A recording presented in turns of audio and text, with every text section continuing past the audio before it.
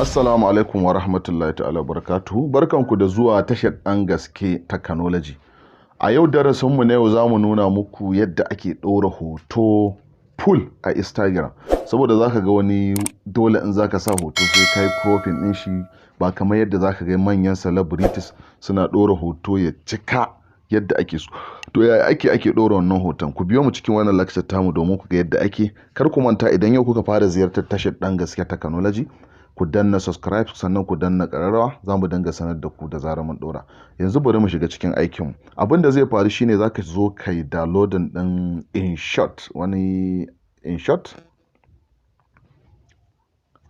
Yawa idan ka yi downloading InShot, software ce wacce ake editing na hoto da bidiyo. InShot. Yawa ga InShot 2020, za mu zo mu yi downloading ɗinta. Za ku ga tana da miliyan 100 downloaders. Yawa InShot ga yadda take. Za ku ga mutum miliyan 8 ne suka yi review ɗin shi, wasu su ce yana da kyau, wasu mutanen da ta ja suka yi cece ku ce akan application ɗin mutum miliyan 8 ne. Sannan MB ɗin shi 39, daga shekara 12 zuwa sama ne aka yadda su yi amfani da shi. Sannan kuma za ku ga mutum miliyan 100 ne suka yi downloading ɗin shi. Ga yanayin yadda cikin InShot yake. InShot ana downloading na bidiyo ko slice hoto da sauransu da super transition. InShot dai software ce ko in ce application ne mai matuƙar amfani a wannan zamani. Bari mu shiga cikin aikin, kar mu cika ku da surutu. Tunda ni ma ban installing ba, bari na danna installation ɗin shi. Gashi nan baya install.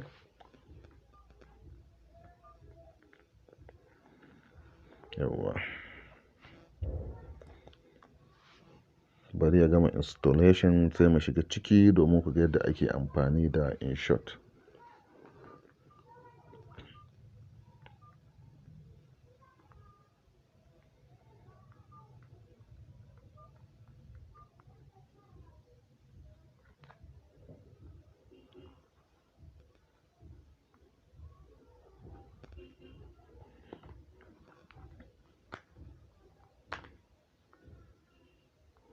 Yawwa InShot ya gama installing, ya gama downloading, yanzu installations. Bari ya gama installations sai mu buɗe muku shi, ko kuma kafin nan ma bari mu je mu gyaro hoton da za mu zo mu ɗora InShot ɗin shi kansa.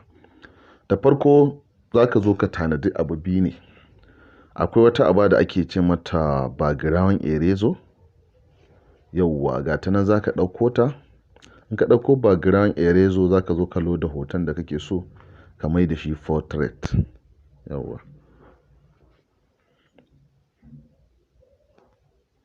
Yawwa ga background eraser nan. Za mu je mu zaɓi hoto da muke so ya cika mana a cikin wannan abu namu. Yanzu alal misali bari mu sa wannan. Muna so wannan ya zama full size. Yawwa yayi full size. Abin da zai faru, muna son sa ya zama kamar portrait. Za mu zo mu yanka shi haka sai mu danna good. Yawwa sai mu tafi mu ce okay, sai mu save shi.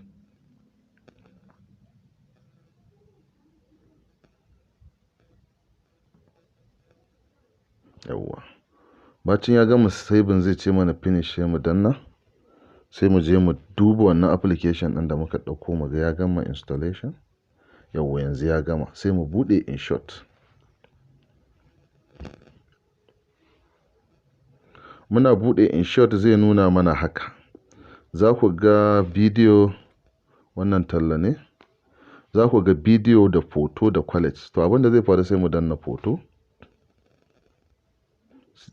Zai ce allow InShot to access photo, media and other file.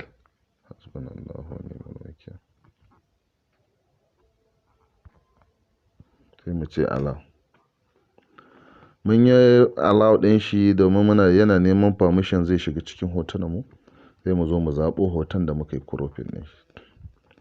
Yawwa yanzu kuna gani, yanzu zai baka damar ka je kai cropping ɗin shi ya zo daidai da yadda za ka ɗora shi a Instagram. To abin da zai ja hankalinku abu ɗaya ne a nan. shine za ku ga format daga nan ƙasa an sa no frame, na biyu kuma 1 by 1, na uku kuma 4.5. To abin da zai faru muna son sa ne mu ya cika mana sai mu danna shi haka. Ba mu danna 9 by 16 shine na Instagram. Sai mu danna shi. Sai mu zo nan ƙasa da aka sa background sai mu taɓa shi.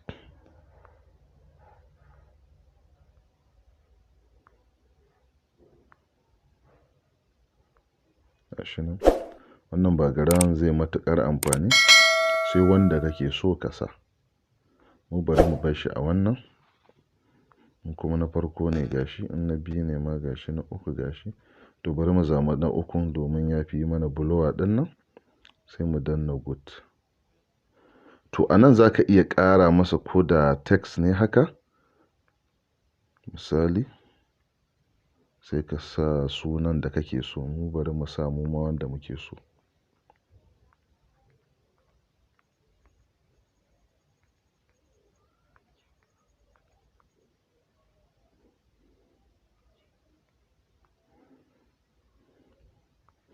Yau muna da zarar mun gama sai mu zo mu danna nan domin mu zaɓi font ɗin da zai mai kyau. Yau sai ka zo mu zaɓi background ɗin rubutun kalar da ya dace.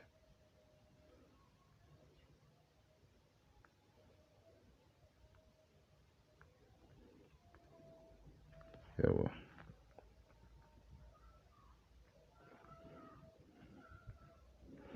Muna yin haka abin da zai faru shine sai mu ce good. Muna yin good sai mu save.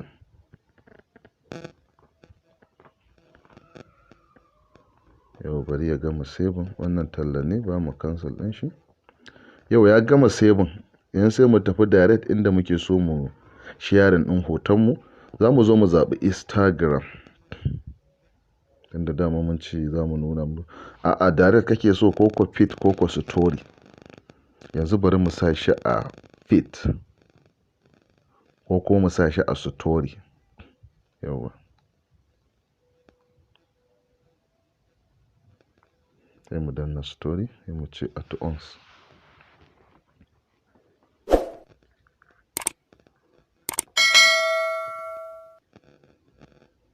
Yanzu ba ku ga abin da zai faru. Yau gashi na yanzu ya cika full story. Tunda daman format ɗin shi ne komai na Instagram ne sai ka zo ka ce send.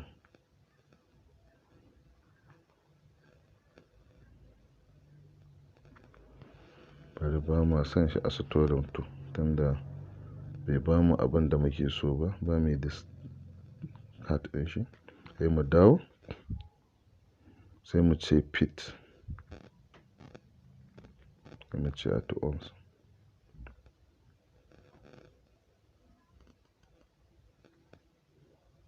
Yawa sai mu ce good.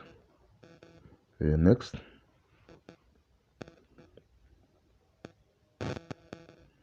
Sai ka zo ka rubuta abin da kake so.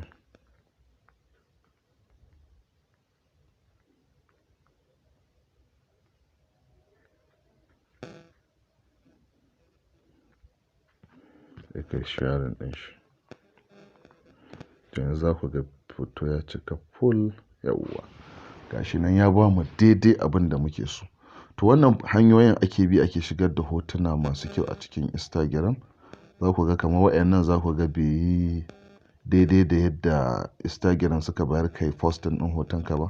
Domin su yawanci hotonsu da bidiyonsu suna yin son sa ka yi shi 9 by 16 ne. Yawwa kar ku manta idan yau kuka shigo tashar ɗan gaske technology ku danna mana subscribe sannan ku danna ƙararrawa. Za mu dinga sanar da ku da zarar mun ɗora sabon bidiyo. Mun gode.